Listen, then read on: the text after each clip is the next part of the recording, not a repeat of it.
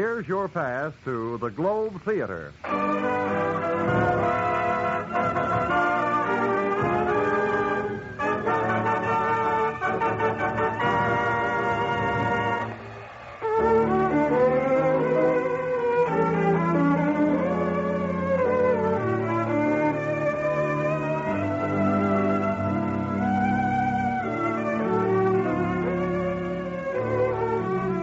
This is the Globe Theater, the radio playhouse especially for men and women of the armed forces of the United Nations.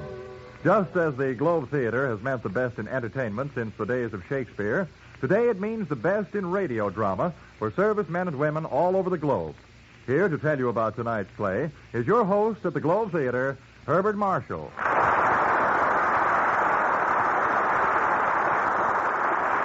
Thank you, and hello, everyone. Your favorite seat is ready and waiting for you here at the Globe Theater. No extra charge for loges. And tonight's bill is one that I trust will be well worth the hearing. There is one type of character that every actor longs to play, whether he be Sir Aubrey Smith or Roddy McDowell. That is the role of the quick-witted, romantic adventurer who moves through Monte Cristo-esque experiences, confronted with innumerable dangers, but usually confounding his adversaries by sharp thinking and subtle humor. Always, of course, there is a lovely girl who makes the confounding all the more worthwhile. As I say, such is the part that every actor longs to play.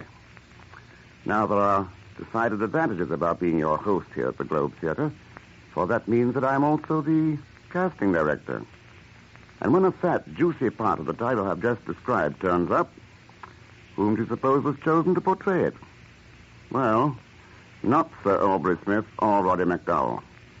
I need only add that the title of this play is The Man Called X.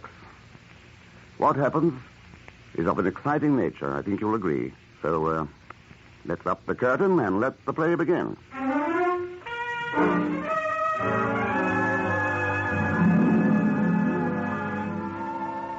Tonight, he finds himself involved with murder, music, and a blonde Madonna. But at the moment, he and Nancy, his best girl, are sitting in a booth in a smart cocktail lounge in Midtown Manhattan. Ken, darling, Yes, dear. you'll get a kink in your neck staring at that blonde. Why don't you just go over and sit with her at the bar? I won't mind. Oh, Nancy, I look at other women only to remind myself that not one of them can compare with you, my sweet. Oh, that's better, Angel. Pietro, Yes, sir? 2 martinis with onions. Yes. I don't know why I ever fell in love with you, Ken. You know, I should have gone for a really attractive gent. Like that one over there. Where? At the bar, sitting next to that blonde gal you've been ogling. You see him? Yes. Why, great Scott. Bill Nesbitt. Huh? Somebody call me? Bill, over here. Oh, for the love of Ken Thurston, I haven't seen you Since last college reunion. Nancy, this is Bill Nesbitt, my old roommate, and the best all-American tackle ever. Bill, this is my fiancée, Nancy Bessington. She thinks she's a reporter. I'm glad to meet you, Nancy. Oh, thanks, Phil. I've been following your career, Ken. Congratulations. You always were interested in solving unsolvable puzzles. How about you? I understand you're the finest synthetic chemist in the country. I've done a little in synthetics. Your drinks are fine. Join us, Bill. What? And take him away from his beautiful blonde? What blonde? That girl sitting next to you at the bar. Oh, she's not with me. I don't even know her. Oh, and fine. Sit with us, huh? Well, I've still got half a drink at the bar. I'll get it. Hey, seems like a nice guy. He is. Hey, it's swell seeing you again, Ken. Go on, sit down. What are you doing? Well, I'm on my way to Italy. Italy. Sounds mighty mysterious. Secret stuff. Say, have either of you the time? 4:10. Oh, gee, I've got to make a phone call to the office. When do you leave? Well, I've got to catch a bus at the airline terminal in 15 minutes. Don't have too much time. No, I'll be right back. I wonder why Bill is going to Italy. Harder the place for a civilian to go these days. Oh, stop acting like a bird dog in October. Darling, you know I promised you I'd settle down. And I'm going to see to it that you keep that promise, baby. Bartender. Yes, sir? Oh, looks like your blonde friend is shutting off. How much do I owe you? Quick, please tell me. That'll be 75 cents, please. Here you are. I think she dresses in horrible taste. Oh, Nancy, aren't you being a little hard on her? Lady, come back. Lady, you left change out of a $5 bill. No, I wonder why she was in such a rush. Probably just remembered her date with a boyfriend. Maybe so. Pardon me, darling, will you? Pietro, where's the phone booth? All right there, sir. Oh, thank you. Hey, Bill. Are you all right? Hey, Bill. Good Lord. Ken, what's happened? It's Bill. He's dead. Oh, no. How? Pietro, Yes, sir? don't wash that glass he was drinking from. Oh, why not, Ken? I have a hunch the police chemist will find it was full of poison.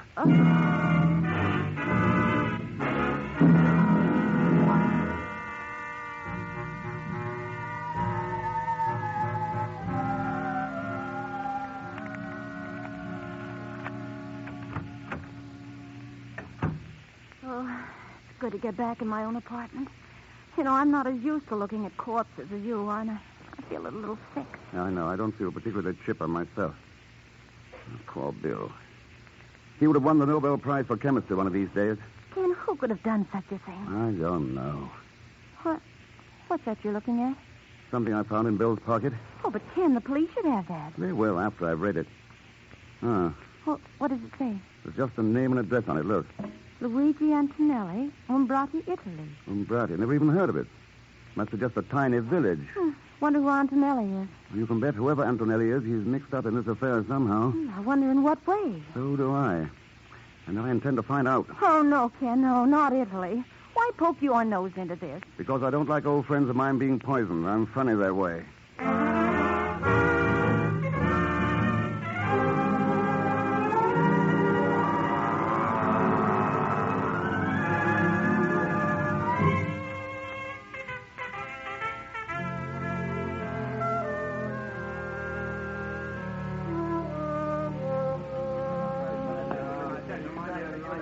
So this is the town of Umbrati. Si, Senore Thurston. Not much of it left, eh? The Nazis. They make ruin everything before the Americans succumb. Well, they didn't ruin your spaghetti. It's a masterpiece. Gracias, Senore Thurston. Give me back my fireplace. Yeah, before we stop. You've made a great mistake, gentlemen. That crossing will make you look like Mussolini's ghost. What's all the trouble over there? Those GIs look as though they're going to lose their tempers. The American soldiers. They know like the souvenirs, what they buy from Castro the peddler. See him over there. Castro the peddler, eh? That's good. You know him? That, my friend, is an understatement. I must meet Castro the peddler. This is the last time we ask polite. Come on, boys. 1, 2... Here, boys. What's the trouble? Mr. Philipson! Egon Zellsmith, what mess are you in now? Oh, you are a savior. As I What's he done, boys? This drifter tells us he's a genuine Italian curiosity. Look what mine says on the bottom. Made in Newark, USA. Egon, give the gentlemen back their money. Oh, but, Mr. If you Thurston- don't, they'll tear you limb from limb, and I'll sit and applaud. Mr. Thurston, you are a sadist. Here you are, fellows, $20. That's better. I'm shocked, Egon. You, a common peddler. There's more to this than meets the eye, though, isn't there? No, I'm just a poor peddler that peddles. Yes. I can make you a better financial proposition. Mr. Thurston, those words are like the soft wings of a bird. How much? 50. 100. 50. All right. What do I steal? Not yet. Do you know a man called Antonelli? You are lucky. I am more than familiar with that name. Well, who is he?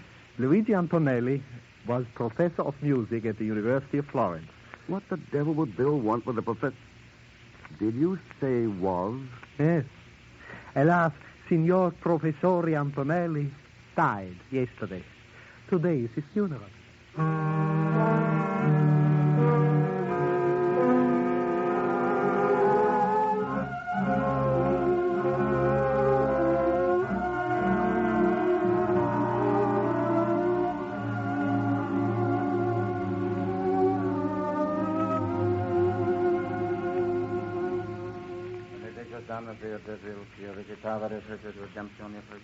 Stand back, Egon. Here, behind this tombstone. I dislike graveyards intensely. But this funeral fascinates me. Why are there only those two mourners? Alas, Signor Antonelli had but few friends. Who are those two women? His sister and her daughter. They've just arrived from Rome recently. Oh, so they just came down from Rome, did they? Yes? Well, a few days ago, I saw that girl sitting at a bar in New York. Impossible. She just came Egon, down. it grieves me to tell you this, but you are lying. Mr. Thurston, if you did not pay me so well, I would be hurt to the quick. How well do you really know these two women? Tell me the truth. I have never spoken to them. For $50 more, would you tell me the real truth? In that case. I thought so. But cash? In a cemetery? Well, the dead will not object to a small financial transaction. Cash, please. Oh, all right, here you are. Good. Now, the truth is this. I pretend to be a peddler. Those charming ladies pay me to stay in this town so I can notify them should anyone try to get near their house. Why are they so eager to keep people away from that house? Who knows? Perhaps, I merely say, perhaps, Signor Antonelli is not in that coffin at all.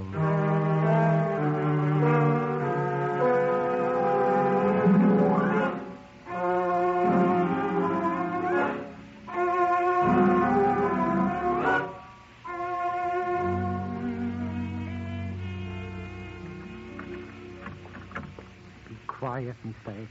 The women will be back soon from the funeral. This mansion is quite a dump. The Palazzo Antonelli dates back to the Borgias. Where would Antonelli be? I do not know. I've never seen him. Where does that staircase lead? Oh, to the bedchamber. Let's try it. Mr. Thurston, the women will be back soon. Courage, Agar. The staircase was built too steep. Listen. Behind that door. Door's locked.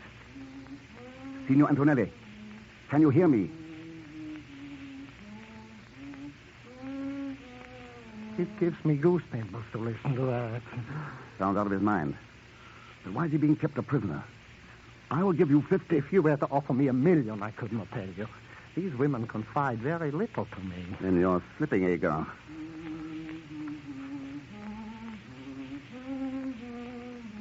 Signor Antonelli, I am an American. I know you are being held a prisoner. Can you hear me?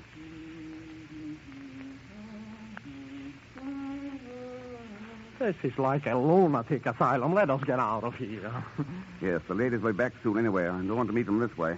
Mr. Thurston, what does this Signor Antonelli mean to you? I haven't the faintest idea yet. Maybe I'll know more after a formal call I intend to pay this afternoon.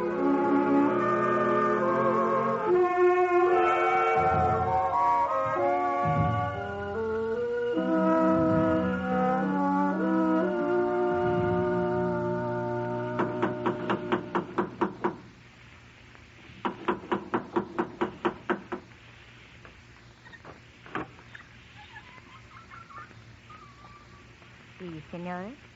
I have come to offer my condolences at your loss. I'm Signor Thurston from America. I studied music under your uncle at the University of Florence. Won't you come in? Mama, this is Signor Thurston. He knew Uncle Luigi, and he has come to pay his respects. You come at an unhappy time, Signore. But since you are here, won't you sit down? Signora, I too feel your loss very keenly. Your brother taught me much about music and more about life. He was a great man. You are right. I'm glad to know that someone young and a foreigner still holds his memory dear. What was the cause of his death, Signora? While my daughter and I were at Rome, the Nazis occupied this village. They knew how my brother felt toward them. Don't cry, Mama. The past is over. I came here to Umbrati hoping to talk over old times with him. I was shocked to hear. You are very kind, Signor. Not at all. We are being ungracious, Tina. I will get some wine for Signor Thurston. Yes, Mama. The Nazi swine in their retreat from you wonderful Americani at least forgot to loot our wine cellars. I believe you will enjoy our wine. It is the finest in these parts. You will excuse me. Certainly. Strange. Why do you look at me like that? I came to find death, and I found beauty. You are making love to me, Signore. You choose a most unhappy time. When a man is swept off his feet, as I am now, love does not wait on birth or death. I had heard